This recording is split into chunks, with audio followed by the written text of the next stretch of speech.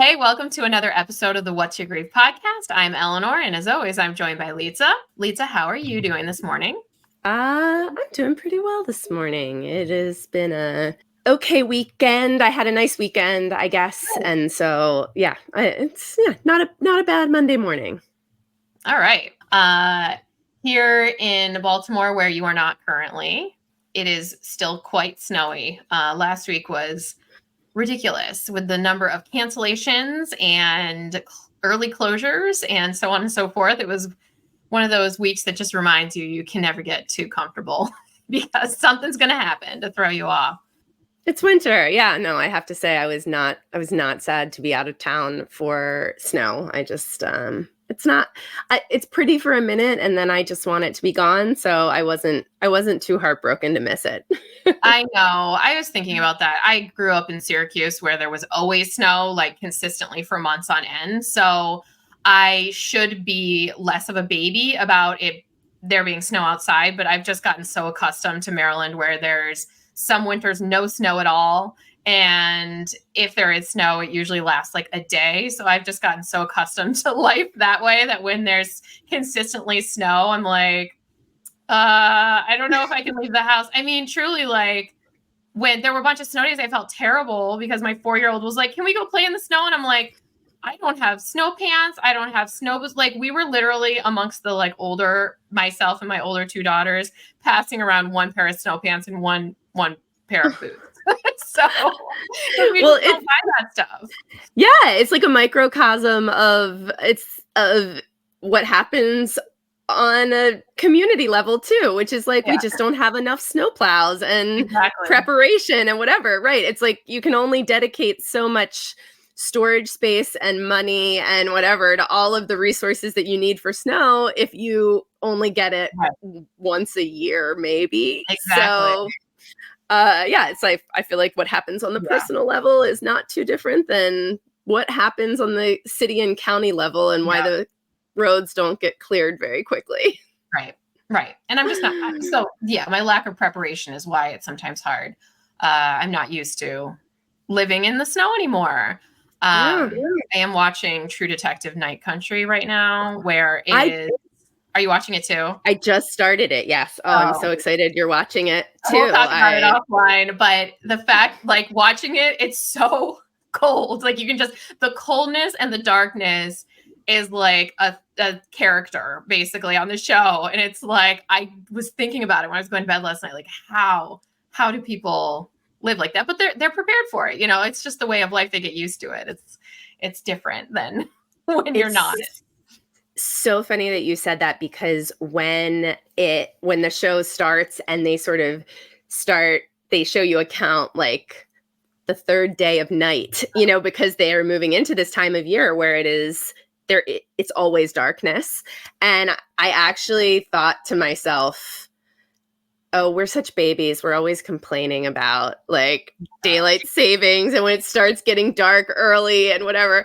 And I'm like, there are people who live in places where just genuinely there are times of year where there is little to no daylight. I cannot even imagine. So I was having many of those thoughts about us on this podcast and just offline in other situations, complaining about the deep, dark winter and being like, whoa, we have nothing to complain about.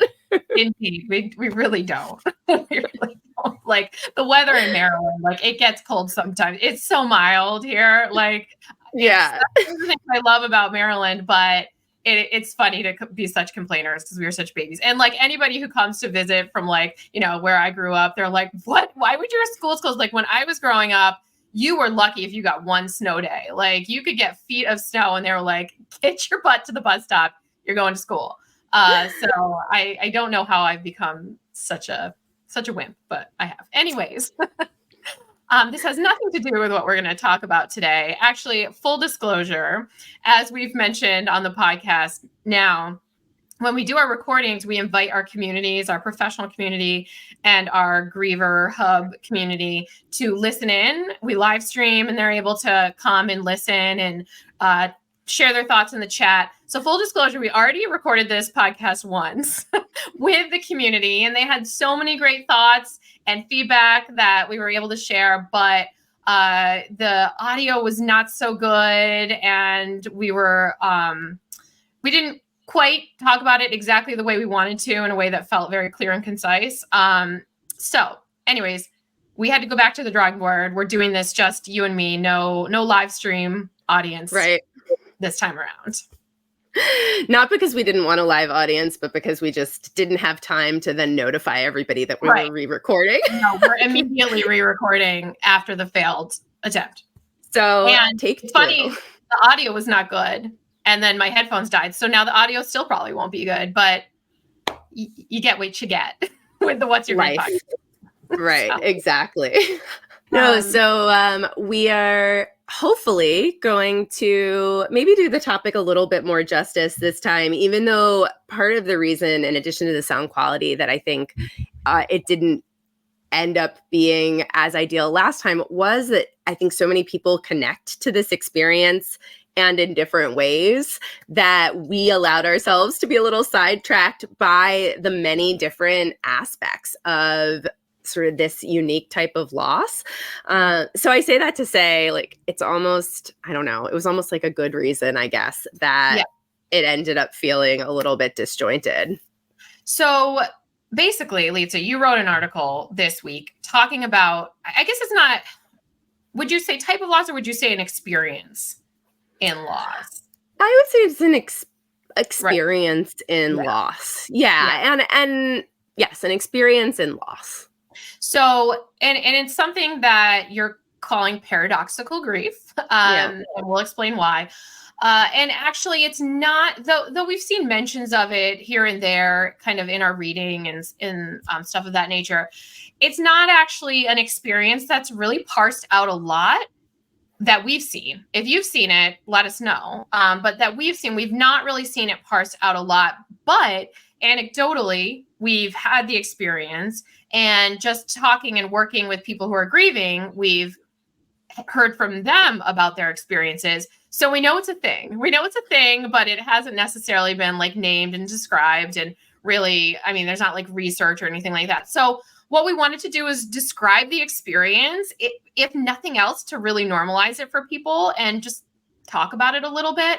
And if people have experiences, like I said, we'd love to hear from you about it, because this is something that I think is a fairly common experience, but it's not something that people are really often normalizing.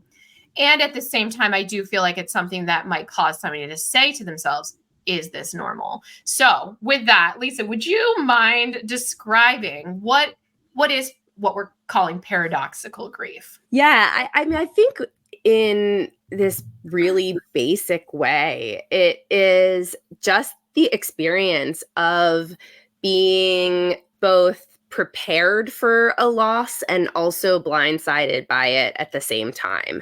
Kind of being able to experience grief that isn't necessarily easily categorized in the ways that people traditionally think about it, as like, oh, there's anticipated losses and then there's sudden losses. It's instead this other type of experience we have when it is a little bit of both of those things. Yeah. So just to echo what you said, I think a lot of times we hear people talk about anticipatory grief and loss, and we've written about this. We talk about it all the time. And this is a type of loss where maybe a person's terminally ill, for example, and you know that they don't have a good prognosis. So there's that anticipatory type of grief that you always hear people talking about. And then you always hear people talking about sudden death and losses that are very unexpected. Often we talk about these when we talk about traumatic grief and loss.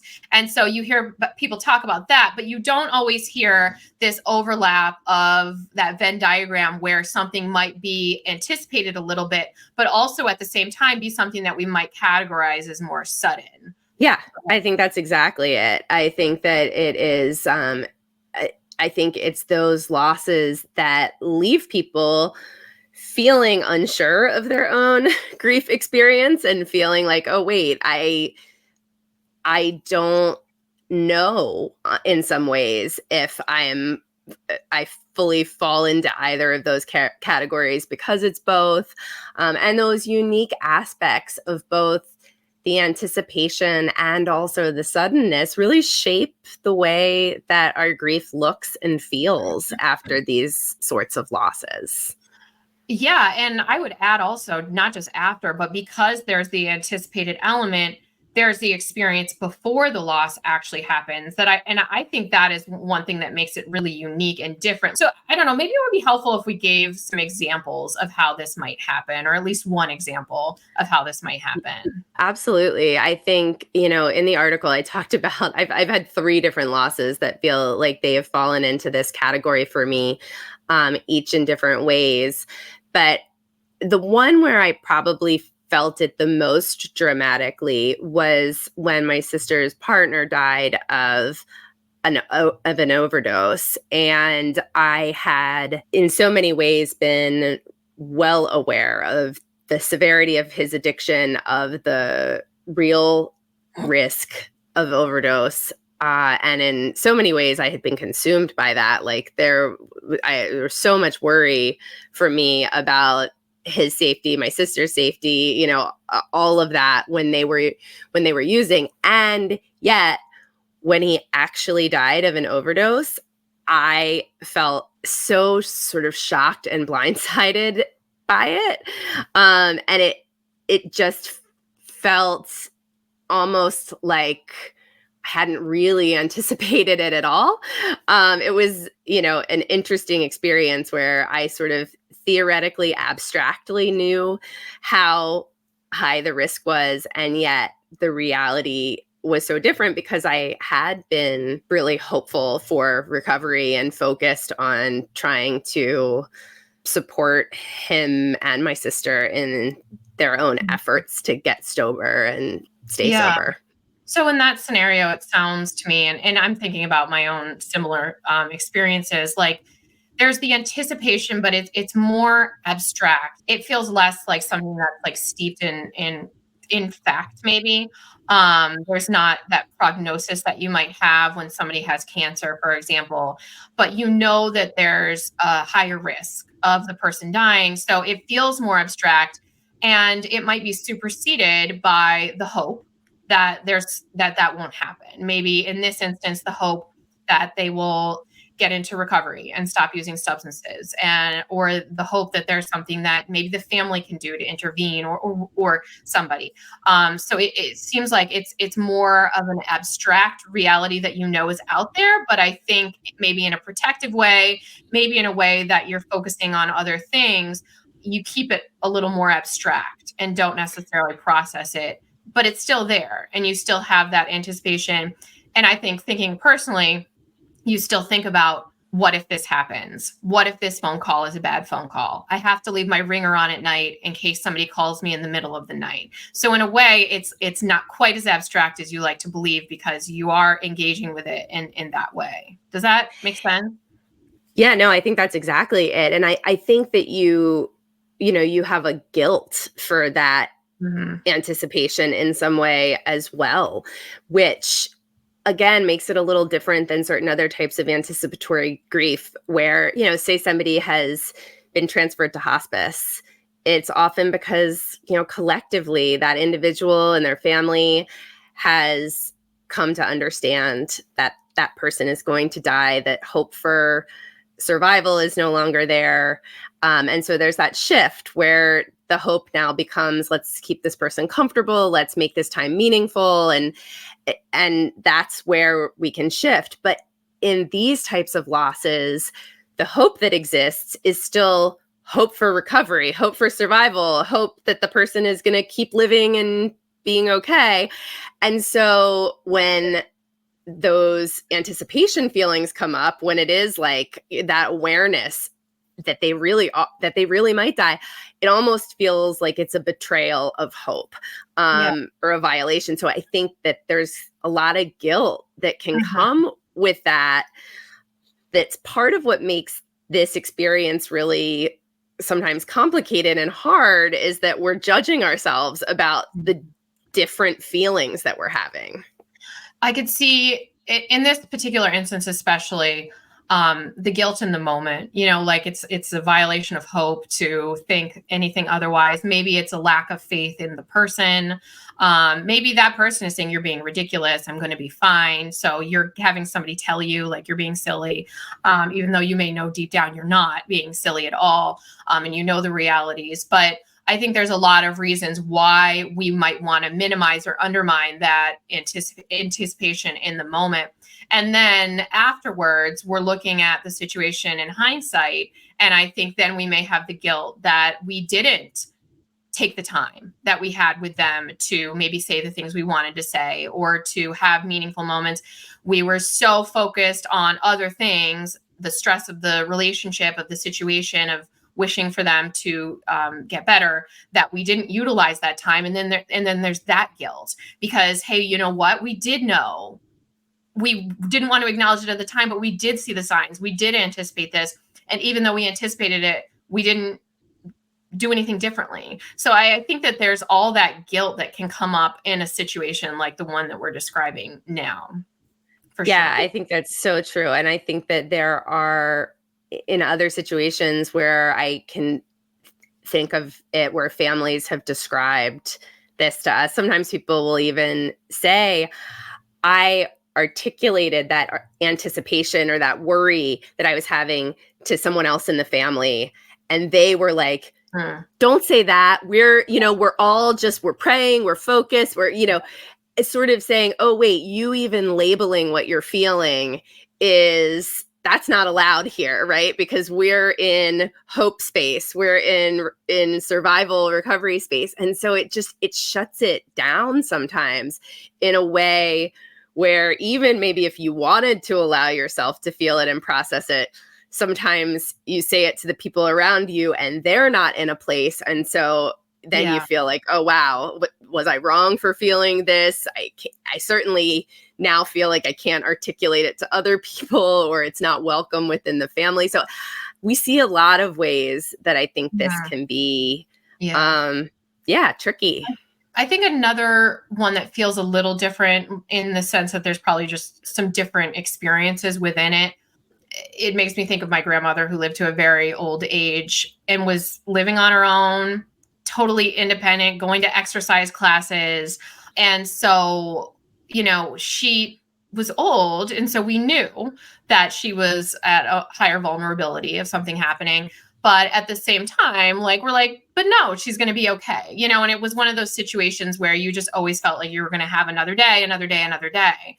So I think the situation when somebody's much older and but at the same time you don't know, I think that makes me, I think that falls in here as well. Like there's the anticipation, but you don't want to believe it because they're fine and they're, up doing their normal thing.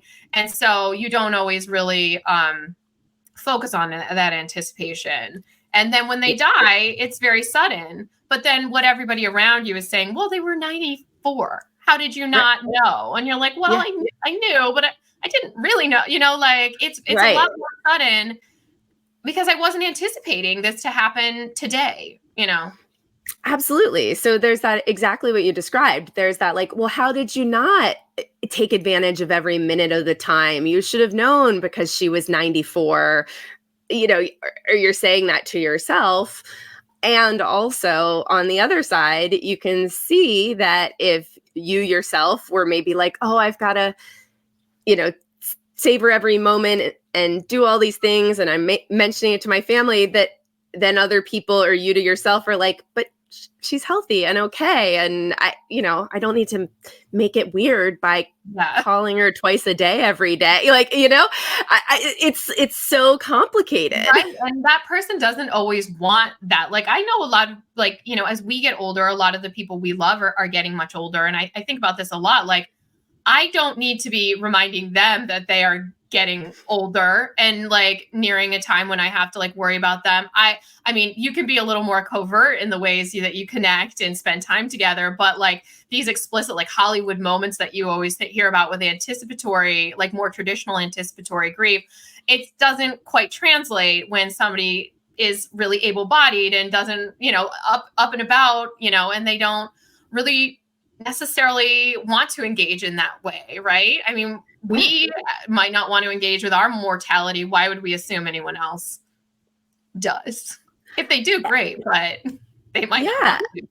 They might not want to. And I think, you know, that's part of it, right? Is being able to say there is not this magic, perfect, right way that we're supposed to do it. I think sometimes this idea when we try to categorize losses of anticipated or sudden or whatever, you know, it's like, oh, well, you should have have been more prepared for it, or I should have, you know, done something else. And some of it is just being able to say, like, these are complicated. These are the ones that all grief is in the gray, all death is in the gray. Nothing's ever totally straightforward, but these often have these places that are really in the gray where we're trying to figure out what is the balance of being both hopeful and realistic, of being both aware of this real possibility, you know, this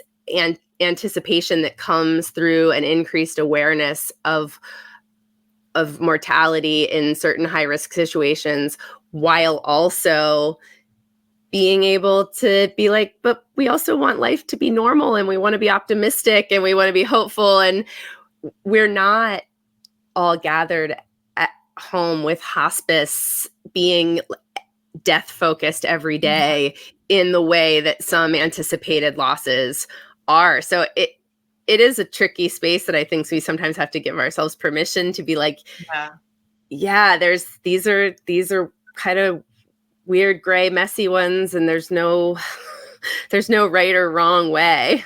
Yeah, I think that gray is what really jumps out to me, and the need to really be able to embrace that paradox, like you said, like the dialectic of it all, the fact that it can be two things that seem to contradict each other all at the same time. Like, you can be very hopeful, but at the same time also say to yourself, I'm going to make the most of every moment I have with this person, or I'm going to allow myself to have some moments with this person where I'm not focused on their substance use or trying to push them towards a recovery program. Like, so there are ways within that to maybe hold both possibilities.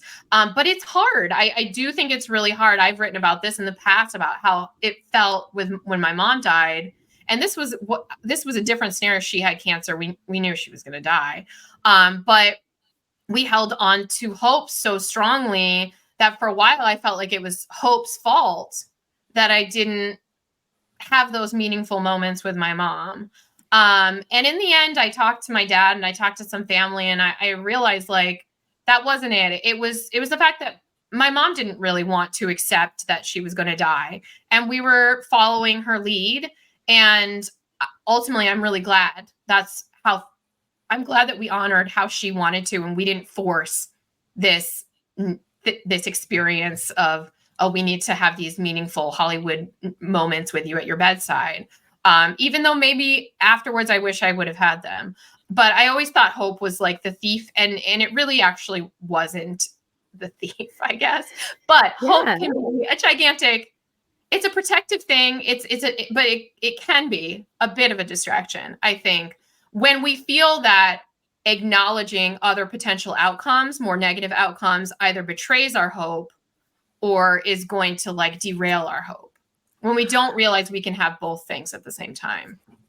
Right. And that's what I think is so, I don't know, part of the reason I guess I wanted to write about this is because I think there's something to be learned from this, from like this paradox, right? From this dialectic and this need to hold two truths. Like, that feeling of dissonance is hard for us. But I think when we can say, wow, I can both be really hopeful and really acknowledging of the risk and reality at the same time, and one doesn't have to betray or ignore the other. Yeah. I think that's actually a really amazing thing to realize about ourselves. And I think it's a hard thing. Like, I don't think it's an easy path. I don't think most people look at it and and feel like I was able to navigate that without problem.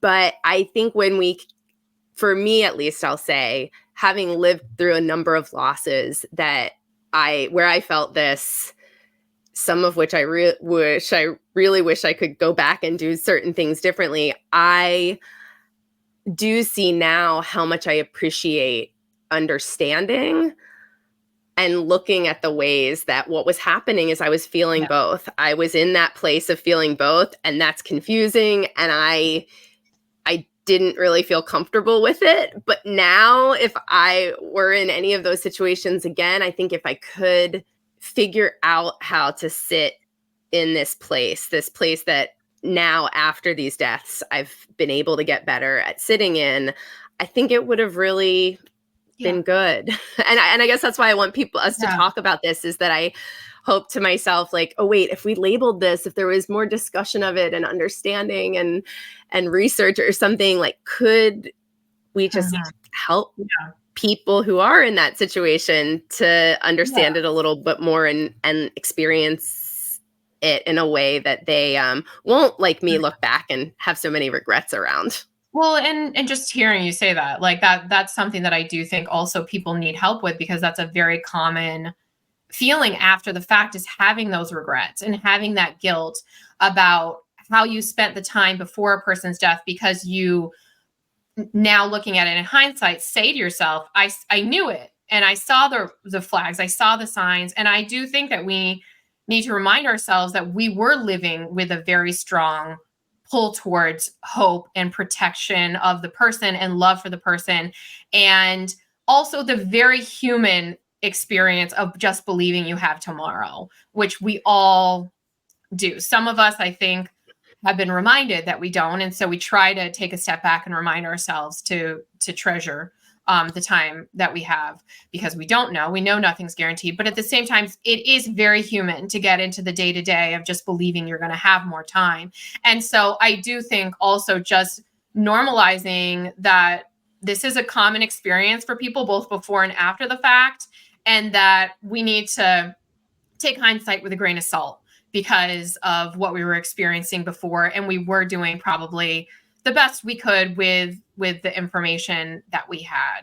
No, totally. I think that is a huge part of it, is being able to go, oh, wait, it's not that I was an idiot for being shocked or surprised or caught off guard. It's that so much of my energy was in hope and in optimism and in trying to focus on the positive pieces of things. That those are all contributing factors that make sense. Like, that wasn't a bad thing. That wasn't me failing in some way. It was just that in these situations, it's hard to live in that gray of being hopeful and also being realistic. I think one of the things, like, we sort of started the conversation by talking about this. One of the things that's hard is that it defies some of the already outlined categorizations that we have. And I think going along with that, I think one of the things that's hard about this is it defies some of the assumptions that we might have about how we would feel or should have felt, and it defies other people's assumptions. And so we are hearing from other people. We've already alluded to this and kind of talked about this a little bit, but we're hearing from other people that, oh, but he was so much older. Like, didn't you see this coming? Or sometimes when it is somebody who's using substances, for example, unfortunately, we hear from people who have people in their lives saying, well, what did you expect? You know, so we do hear from other people that they're getting these comments saying, well, you should have known, you should have anticipated. And on the other hand, we're hearing from people who are, you know, saying everybody thinks they're so shocked and so surprised. And they're actually thinking, well, actually, I sort of did think about the likelihood of this happening quite often. And so I think one of the things that's hard is it defies assumptions, just generally assumptions. And so I think that's why, just even though we haven't seen this written about a lot or described a lot, I think that's why it is important that we at least, like, talk about it and normalize it so people know, like, you don't how much of your grief defies assumption? Like, I would be willing to bet like 80% of it. So this is just another one of those pieces that defies assumptions about grief. That is very normal, and that a lot of people experience in the ways that we've explained. And then when we had this conversation more broadly, like we said with our community, a lot of people who had very different experiences were like, oh, I kind of see threads of that in my experience as well. So I do think that one of the most important things here is just to kind of start talking about it and, hear from other people about how their experiences maybe are similar to what we're talking about or different. Yeah. And, assumptions are just, it's unbelievable what assumptions and expectations do, right? Like expectations are everything, right? As they often say. But even just that example you gave of how remarkable is it that in the case of, say, addiction, since that is one that I've been impacted by, that you can literally have people who are saying to you, well, like, you should have seen this coming. They were using, what did you expect? And then also have people, because they don't maybe understand the true risks of addiction, or they didn't know how bad that person's addiction really was, or because of shame and stigma, sometimes the addiction had been hidden completely from other people. Then you have other people who are just blindsided and assuming that you're blindsided too. And you're in a place where maybe you want to be able to say, like, well, also I was preparing for the worst every day. I was terrified. I was leaving my phone on at night. And you feel so unseen by both, right? Like, it's all of a sudden, neither of those experiences fully capture this place where you are. And I think there's so many other situations, right? Mental illness, when people have died by suicide. I think that's another one where we hear something very similar, right? Where there are these messages that, because of the complexity of the assumptions and expectations that people have about substance abuse and mental illness. So it really is just a kind of complicated space that I think we just wanted to label and acknowledge. I mean, for me in writing the article, the biggest thing was that I just felt like I hadn't seen this really spelled out somewhere. I've certainly heard so many individual grievers talking about it. I've read qualitative research where I've read quotes from people that are sort of pointing to this, but but I don't know, I guess in a more direct way, I hadn't heard a clear kind of description or giving it a name in a way that I felt like might help people to just, if you've been in this space where you have felt like, yeah, the loss of the person in my life was both anticipated and shocking and sudden all at the same time, to be able to say, like, yes, that is really normal. And there are these unique complexities that come with it in terms of how we maybe view ourselves, judge ourselves, view our grief, how we navigate other people. Yeah, I guess I just hope it normalizes it a little bit. Right. Because I think, as you said, there are a lot of complexities, and the complexities really depend on the individual's situation, the individual loss. But if we're continuously like butting up against something and saying, like, I don't want to acknowledge that, I don't want to admit that, I don't think that makes sense, we're never able to like take that first step towards really exploring what that experience is like. So I do think just taking this first step as individuals and just maybe in describing it as a group of people, I think can be helpful. And hey, if you've seen this like written about somewhere, if you've seen something on this that we haven't seen, please do share it with us, because we would love to see it and read it. Yeah. But otherwise, we would love to know other people's experiences with this. So with that, we will share in the show notes, of course, a link to the article that we were referencing. We will share links to our communities that we live stream this podcast to. And we'll also share our socials. So if you have had experiences like this, you can reach out to us and let us know.